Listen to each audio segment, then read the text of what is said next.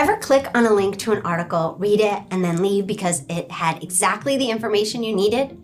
Or did you ever Google an address or a phone number, find it, and close the web page immediately? If you ever did any of those things, you've bounced off those sites, which popular opinion tells us is terrible for those sites. But think about it. Was that necessarily bad for the sites you visited? High bounce rates get a bad rap, but what do they actually indicate? If your website has a high bounce rate, is that really so terrible? Today, we're answering the question on every entrepreneur's mind: how to increase engagement on my website.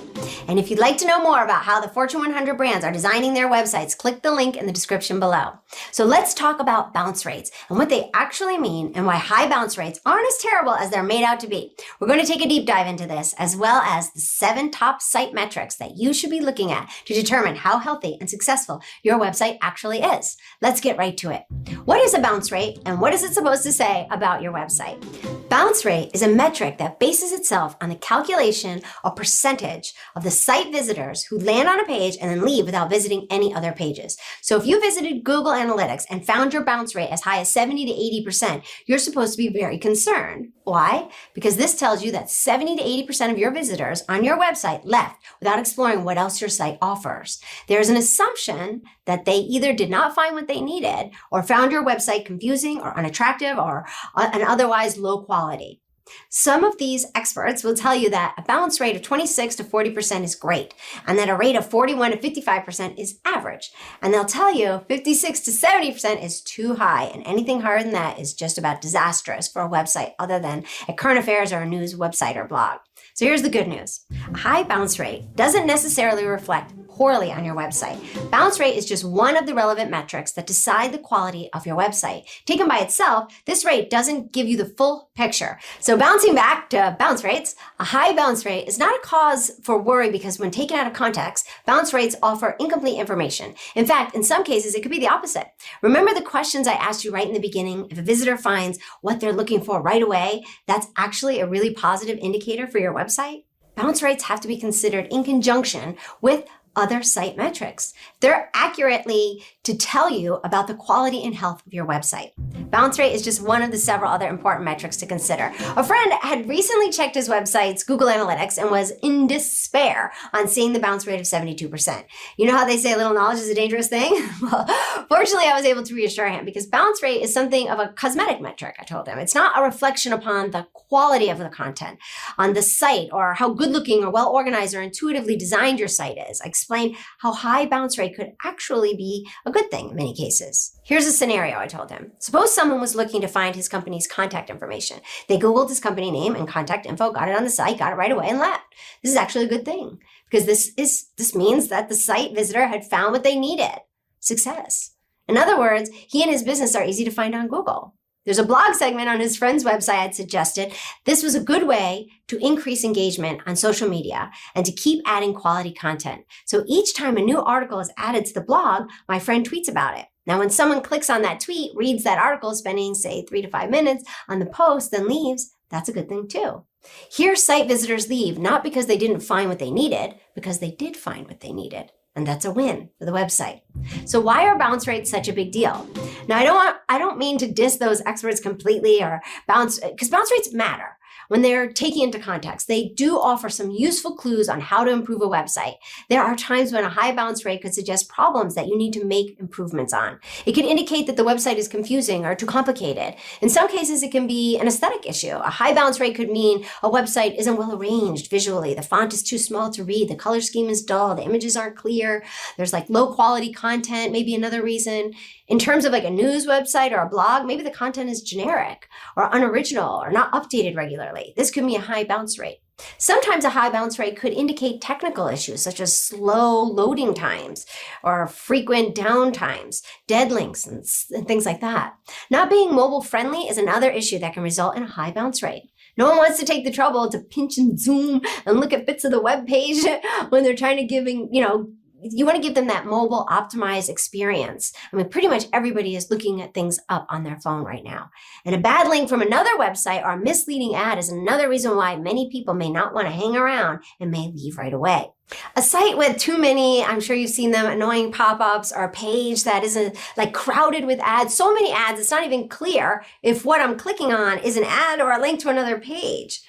Not having a call to action could be another issue where people don't quite know what to do on your website. Are you saying something? Are you selling something? What do you want visitors to do on your site? Having too much of a call to action or too many calls to action may also be a problem. Asking people to sign in just to browse, asking them to subscribe just to read more than one article, asking them for too much information, all of these things can be off-putting. So now that we've narrowed down the possible reasons for a high bounce rate, to help you figure out if this is a problem for your website or not, let me explain to you what you need to see a bounce rate, like to see it holistically or in the context to make sense out of it with the help of 7 other metrics or key performance indicators, KPIs. Number 1, a very important KPI to look at, which helps offer context in this conversion rate. The conversion rate means the desirable outcomes for a company or the website objectives. If you expect people to read an article, do they? If you expect them to make a purchase, do they buy? If you want them to sign up, are they doing that? In general, a conversion rate of 2% is good. So if you have that conversion, even a high bounce rate may not indicate a problem. Number 2, total visitors. New versus returning visitors. The percentage of new visitors vis-a-vis returning visitors is also a good indicator. This tells you how effectively various marketing efforts are helping drive new traffic to your website and whether the visitors are leaving impressed to return again for more. Number 3, top traffic sources and volume of traffic is another key performance indicator. How much traffic should a website like yours actually have? Who is driving that traffic? And is it the kind of traffic you need? If people are looking to send like e-greetings, but they end up on a t-shirt website because of their cute, funny slogans on the tees, that doesn't help you. If a site gets a lot of visitors from outside the US, but you only ship with inside the US, that also isn't of much use. Number 4, device sources. They are also important. Are they coming to the site via a mobile app, a mobile browser, or a desktop site? These are all useful KPIs and can also help you decide on ad campaigns and marketing efforts. Number 5, average page views per session. Another useful metric to check out. On an average, how many pages do visitors visit? What pages are inviting the most engagement and why? This helps you to know what people are interested in the pattern of navigation within your website. Number 6, average time spent on each page is also an important KPI. If a page with a long article performs poorly on this metric, you probably need to spruce up the article, write better headline or a better first paragraph or a shorter article. Lastly, number 7, let's find out all about the exit pages, which are a great KPI to know. Which exit pages are they choosing? Is it one of the checkout pages? This could indicate that the buying process is tedious and people got bored or annoyed or felt left out somehow. For other pages, it can indicate poor quality content or an unattractive design or unclear call to action or unclear navigation. This insight into visitor behavior helps so that those exit pages can be better optimized. These are the numbers and the metrics we discuss with our clients, and these are the metrics you should be going over with your agency as well. Checking how bounce rates and other KPIs intersect to impact website views offers you the best insight into what ails your website. Google Analytics offers a lot of very useful information, but it can all quickly get overwhelming and confusing. So as a professional agency can come to the rescue here. Much of what ails a website can be corrected using these 3 key strategies. Number 1, improve relevance of content. Number 2, become searchable by improving the site SEO. And number 3, having intuitive design and aesthetics, easy to navigate. Examining these key metrics in context is your best bet for improving user experience. And no matter what the experts say, always aim for quality over quantity. I hope this video has served you and provided you with clarity on how you can maximize your website to become an inspiration to millions. And as always, you can find these videos every Tuesday and Thursday, so you can treat them as your own personal branding masterclass to come out of nowhere and become an inspiration to millions. And that always starts with our motto, which is love what you do and love how you do it.